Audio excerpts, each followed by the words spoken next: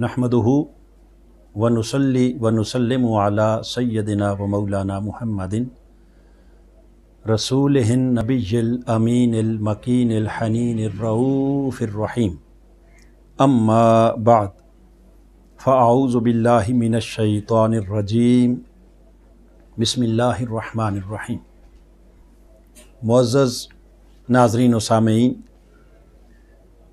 अल्लाह रब्बुल इज़्ज़त की तौफ़ीक और ताजदार कायनात सल्लल्लाहु ताला अलैहि वसल्लम के नालैन पाक के तसद्दुक़ से आज हम दरस हदीस की इस नहायत ही मुक़द्दस, बाबरकत और पाकीज़ा मजलिस में हाज़िर हैं। इन नशिस्तों का जो मौजू चल रहा है वो है हुज़ूर अलैहिस्सलातु वस्सलाम की हदीस की ज़रूरत और अहमियत। इस हवाले से पिछली नशिस्त में हमने जो कुछ बयान किया था उसका ख़ुलासा ये है कि आक़ाए दो जहां सल्लल्लाहु ताला अलैहि वसल्लम की हयात ज़ाहिरी में हुज़ूर अलैहिस्सलातु वस्सलाम ने अपनी हदीस मुबारका की हिफाजत का ख़ुद एहतमाम फरमाया और अपने ग़ुलामों को और सहाबा किराम को हदीस मुबारका को याद रखने और उस हदीस के इल्म को आगे पहुँचाने की आका अलैहिस्सलातु वस्सलाम ने जहाँ तरग़ीब दी वहीं उसके साथ साथ अपने ग़ुलामों को ताकीद भी की। सो आज की इस मुबारक नशिस्त में हम इस अहम मौजू को ज़ेर बहस लाएँगे। वो ये है कि आका अलैहिस्सलाम के विसाल मुबारक के बाद सहाबा किराम ने अपने ज़माने में और बिलखुसूस खुलफ़ाए राशिदीन ने हुज़ूर अलैहिस्सलातु वस्सलाम की हदीस मुबारका की हिफाजत का क्या एहतमाम किया और अपने अदवार में हुज़ूर अलैहिस्सलातु वस्सलाम की अहादीस के उलूम को आगे पहुँचाने का क्या इंतज़ाम किया। इस हवाले से सबसे पहले तो एक बात जहन में रख लें कि जब हुज़ूर अलैहिस्सलातु वस्सलाम का विसाल मुबारक हुआ तो ताजदार कायनात के विसाल के बाद 3 तबकात थे जो पीछे रह गए थे। एक हुज़ूर अलैहिस्सलातु वस्सलाम के किबार सहाबा किराम जो हुज़ूर अलैहिस्सलातु वस्सलाम की कसरत के साथ आका अलैहिस्सलातु वस्सलाम की मजलिस और सोबत में रहे, जिन्होंने हुज़ूर अलैहिस्सलातु वस्सलाम के कदमों में बैठकर कुरान मजीद की तालीमात और आका अलैहिस्सलातु वस्सलाम की अहादीस के इल्म के नूर से अपने कल्ब और बातिन को मुज़य्यन किया था और जिनके ज़ाहिर और बातिन पर हुज़ूर अलैहिस्सलातु वस्सलाम की तरबियत का एक कामिल रंग था। दूसरा तबका उन सहाबा किराम का था जो नौ मुस्लिम थे, जो दूर दराज देहातों के रहने वाले थे या मदीना तैयबा से दूर दीगर शहरों के या दीगर सल्तनतों के रहने वाले, जिनको आका अलैहिस्सलातु वस्सलाम की मजलिस और सोहबत में ज़्यादा वक्त गुजारने का मौका नहीं मिला था। सो ना वो कुरान मजीद की तालीमात से और ना ही हुज़ूर अलैहिस्सलातु वस्सलाम की अहादीस मुबारका की तालीमात की ज़्यादा तफसीलात से वो आगाह नहीं थे। और तीसरा तबका था मुनाफिकीन का, जो आका अलैहिस्सलाम की हयात ज़ाहिरी में भी और हुज़ूर के विसाल के बाद भी जिनकी हमेशा कोशिश यही रही कि जैसे बन पड़े वो आका अलैहिस्सलातु वस्सलाम के दीन को किसी न किसी सतह पर नुकसान पहुँचाएँ और माअज़ल्लाह आका अलैहिस्सलातु वस्सलाम की जलाई हुई इस शम्ए हक़ को किसी न किसी सूरत में वो बुझा दें। इन 3 तबकात के होते हुए यकीनन ताजदार कायनात सल्लल्लाहु ताला अलैहि वसल्लम की हदीस की हिफाजत के हवाले से बड़े एहतियात की ज़रूरत थी। यही वजह है कि हम जब सहाबा किराम की ज़िंदगियों पर निगाह डालते हैं और बिलखुसूस दौरे खिलाफत राशिदा को देखते हैं तो तमाम खुलफ़ाए राशिदीन ने अपने अपने ज़मानों में हुज़ूर अलैहिस्सलातु वस्सलाम की हदीस मुबारका की हिफाजत का बड़ा सख्त एहतमाम किया और उसके लिए इंतहाई सख्त एहतियाती तदाबीर इख्तियार की। जैसे कि सैयदना सिद्दीक़ अकबर रज़ियल्लाहु ताला अन्हु, आपके ज़माना यकदस में एक ख़ातून बुढ़िया आपकी खिदमत में आई और आकर कहने लगी कि अमीरुल मोमिनीन, मेरा पोता फौत हो गया है, लिहाजा मुझे अपने पोते की विरासत में से हिस्सा दिलवाया जाए। इस पर सैयदना सिद्दीक़ अकबर रज़ियल्लाहु ताला अन्हु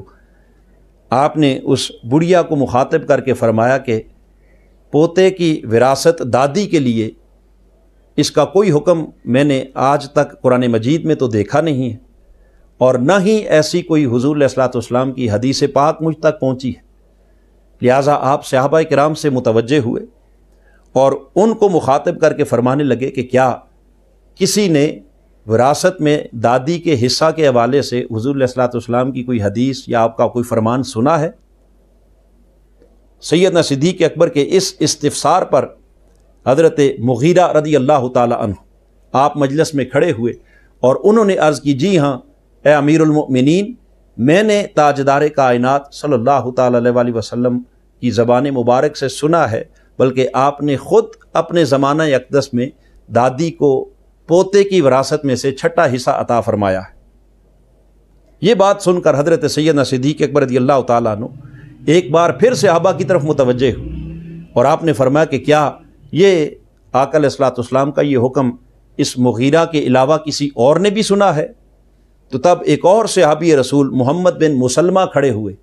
اور عرض کرنے لگے کہ اے امیر المؤمنین، ہاں میں تصدیق کرتا ہوں کہ یہ حضور علیہ الصلوۃ والسلام کا فرمان میں نے بھی سن رکھا ہے۔ جب دو صحابہ کی گواہی سیدنا صدیق اکبر نے لے لی، تب سیدنا صدیق اکبر رضی اللہ تعالیٰ عنہ نے اس فرمان رسول اور اس حدیث رسول کو تسلیم کرتے ہوئے اس بڑھیا کو اپنے پوتے کی وراثت میں سے چھٹا حصہ دینے کا آپ نے اعلان فرما دیا۔ تو آپ نے دیکھا کہ کسی محض ایک صحابی کے کہنے پر بھی انہوں نے آقا علیہ الصلوۃ والسلام کی حدیث کو قبول نہیں کیا، بلکہ اس کے ساتھ دوسرے صحابی کی بھی گواہی لی۔ یہی حال سیدنا فاروق اعظم رضی اللہ تعالیٰ عنہ کے زمانہ میں ہمیں نظر آتا ہے کہ آپ کا زمانہ اقدس ہے۔ حضرت ابو موسیٰ اشعری رضی اللہ تعالیٰ عنہ آپ سیدنا فاروق اعظم سے ملنے کے لیے ان کے گھر گئے، دروازے پر پہنچے، دستک دی اور جا کے سلام عرض کیا تو بارگاہ فاروقی سے ابو موسیٰ اشعری کو سلام کا جواب نہ ملا اور اندر آنے کی اجازت بھی نہ ملی۔ آپ نے دوبارہ سلام کیا، پھر جواب نہ آیا، تیسری بار سلام کیا، پھر بھی جواب نہ آیا۔ تو جب 3 بار سلام کر چکے،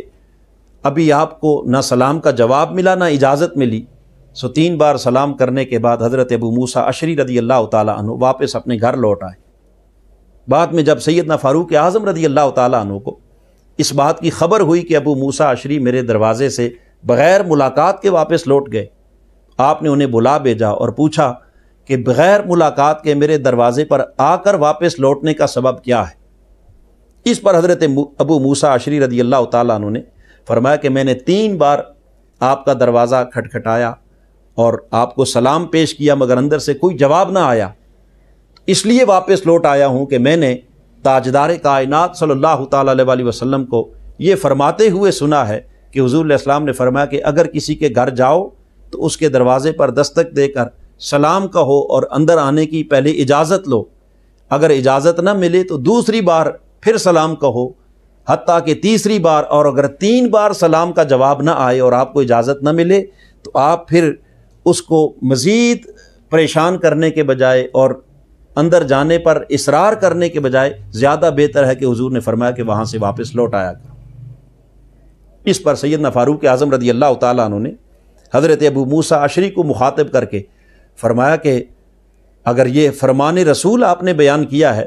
تو بتاؤ آپ کے علاوہ بھی کسی اور نے یہ حضور کا فرمان سنا ہے؟ کسی اور صحابی کی گواہی لے کے آؤ۔ حضرت سیدنا ابو موسیٰ اشعری رضی اللہ تعالیٰ عنہ وہاں سے واپس لوٹے، صحابہ کرام کے پاس گئے اور جا کر انہوں نے ان سے آقا علیہ الصلوۃ والسلام کی یہ حدیث دریافت کی۔ تو بہت سے صحابہ کرام نے چونکہ یہ حدیث سنی ہوئی تھی، ان میں سے ایک صحابی رسول آپ کے ساتھ چل پڑے اور انہوں نے آ کر سیدنا فاروق اعظم کے سامنے اس بات کی گواہی دی کہ ہاں میں گواہی دیتا ہوں کہ آقا علیہ الصلوۃ والسلام کا یہ فرمان میں نے بھی اپنے کانوں سے سنا ہے۔ اس پر سیدنا فاروق اعظم رضی اللہ تعالیٰ عنہ آپ نے حضرت ابو موسیٰ اشعری رضی اللہ تعالیٰ عنہ کو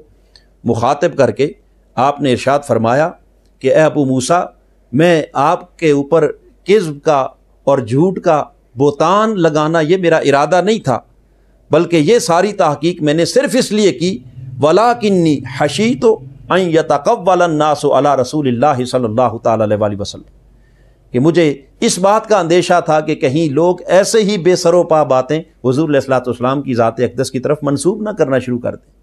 تو لہٰذا میں نے اس چھان بین کے لیے یہ تحقیق کی تاکہ پتہ یہ چلے کہ کیا آپ کے علاوہ کسی اور صحابی نے بھی حضور علیہ الصلوۃ والسلام کے اس فرمان کو سنا ہے یا نہیں سنا۔ تو یہ احتیاطی تدابیر تھیں خلفائے راشدین کی، تاکہ آقا علیہ الصلوۃ والسلام کی کسی حدیث میں اور حضور کی کسی سنت میں کسی جھوٹے اور کسی دوسرے قول اور کسی دوسرے عمل کی کوئی آمیزش نہ ہو پائے۔ یہی حال سیدنا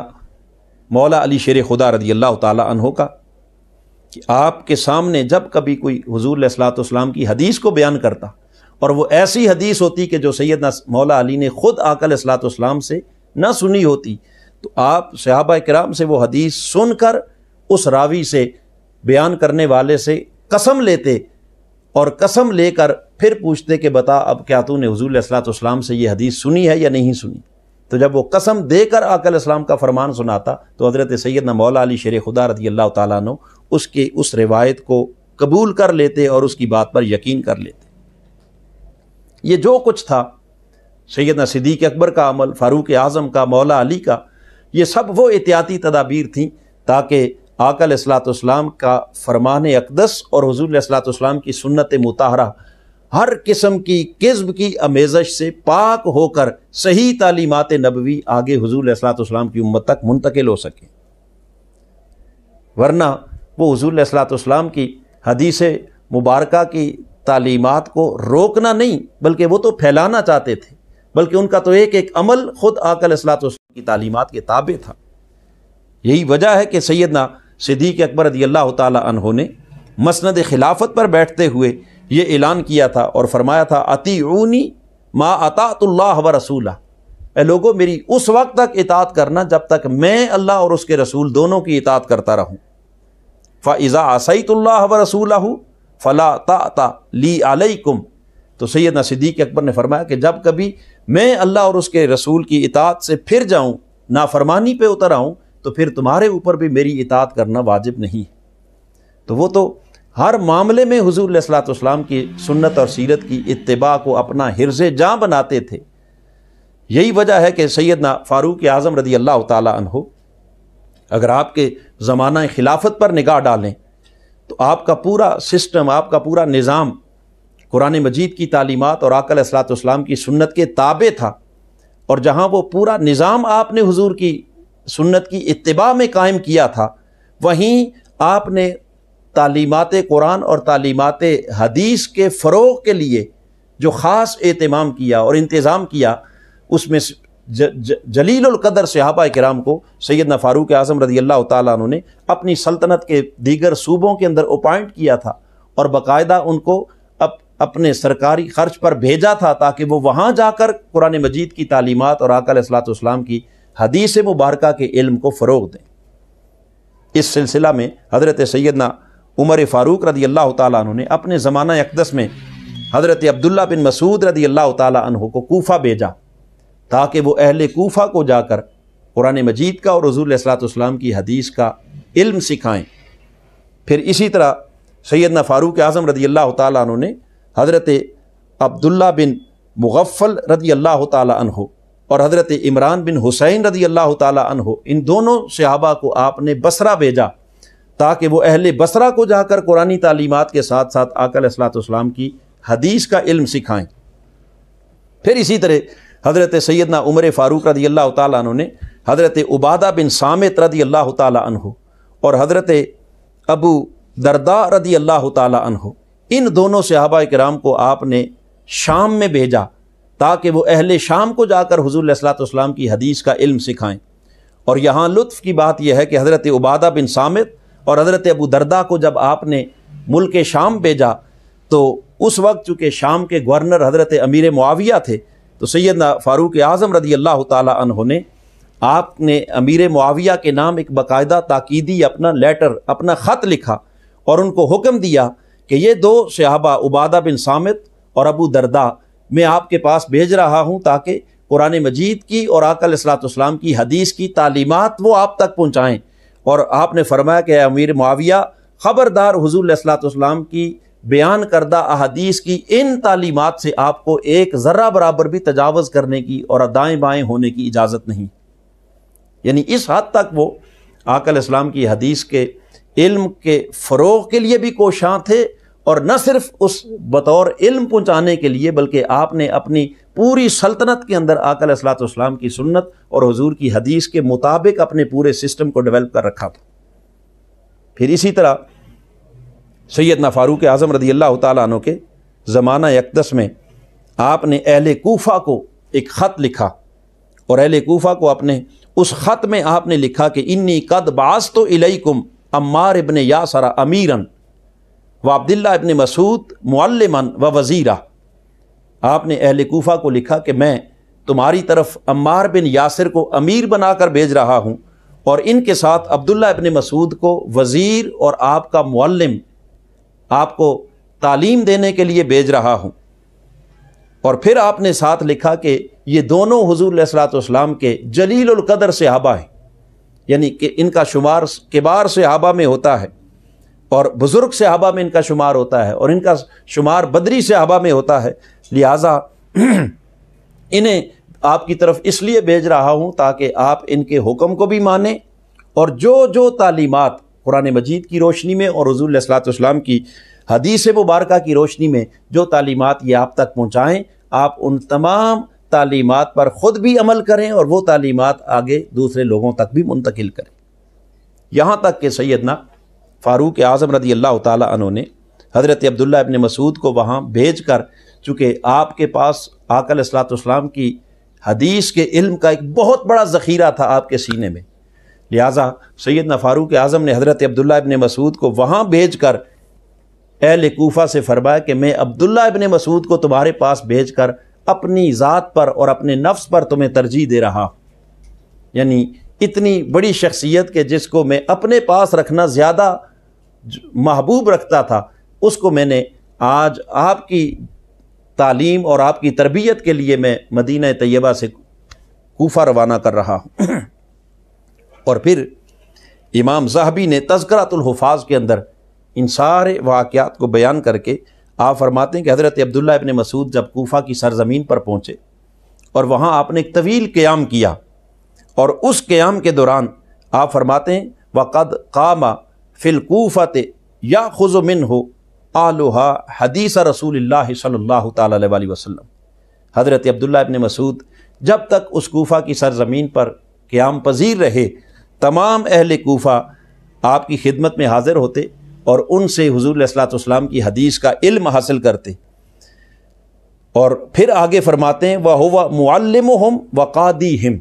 حضرت عبداللہ ابن مسعود رضی اللہ تعالیٰ عنہ اپنے اس زمانہ قیام کے دوران اہل کوفہ کے معلم بھی تھے اور ان کے قاضی بھی تھے۔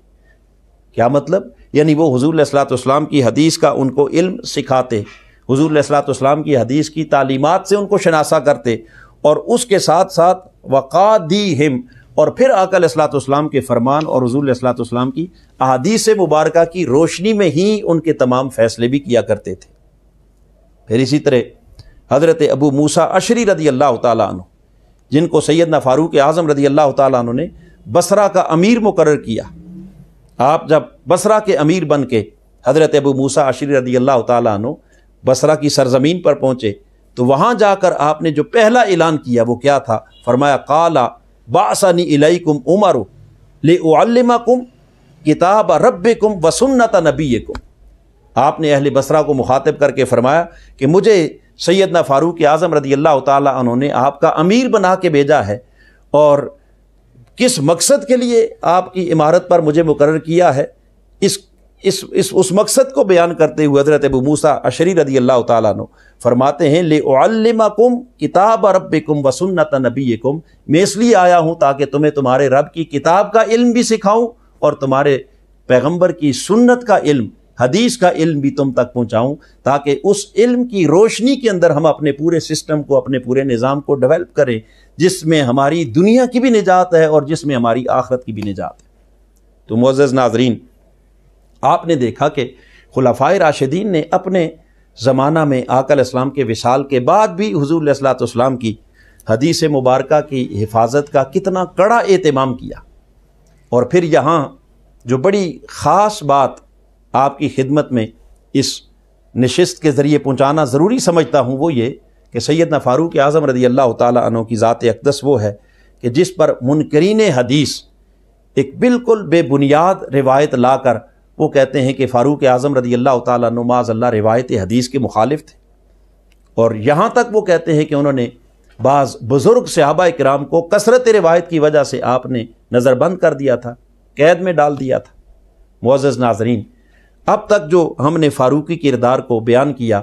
فروغ علم حدیث کے حوالے سے، یقیناً میں سمجھتا ہوں کہ اس اعتراض کا بڑی حد تک تو از خود رد ہو چکا ہے، مگر ان کی طرف سے یہ جو روایت پیش کی جاتی ہے کہ وہ کثرت روایت کے مخالف تھے یا کچھ صحابہ کرام کو انہوں نے قید کیا، نظر بند کیا، اس روایت کا علمی اور تحقیقی جائزہ ہم انشاءاللہ آئندہ نشست میں لیں گے، اور پھر اس امر کی بھی وضاحت کریں گے کہ کیا وہ روایت حدیث کے مخالف تھے یا ان کی زندگی کا مقصد ہی تاجدار کائنات کے حدیث کے علم اور قرآن کے علم کا فروغ تھا۔ اور پھر علاوہ اس کے دیگر صحابہ کرام رضوان اللہ تعالیٰ علیہ مجمعین، ان کے اندر حضور علیہ الصلوۃ والسلام کی حدیث کے علم کے حصول کا کتنا شوق تھا، کتنا اشتیاق تھا، وہ کس طرح حدیث کے علم کو ایک دوسرے سے حاصل کرتے تھے، اور کس طرح آقا علیہ الصلوۃ والسلام کی حدیث کے علم کو آگے پہنچانے کے لیے کوشش، کاوش اور مساعی کیا کرتے تھے۔ یہ تمام ڈیٹیلز انشاءاللہ ہم آگے اپنی آنے والی اگلی نشست کے اندر ان کو بیان کریں گے۔ رب ذوالجلال ہم سب کو آقا دو جہاں صلی اللہ تعالیٰ علیہ وسلم کی سنت اور آپ کی تعلیمات کے مطابق اپنی زندگی بسر کرنے کی توفیق عطا فرمائے۔ آمین۔ وما علینا الا البلاغ المبین۔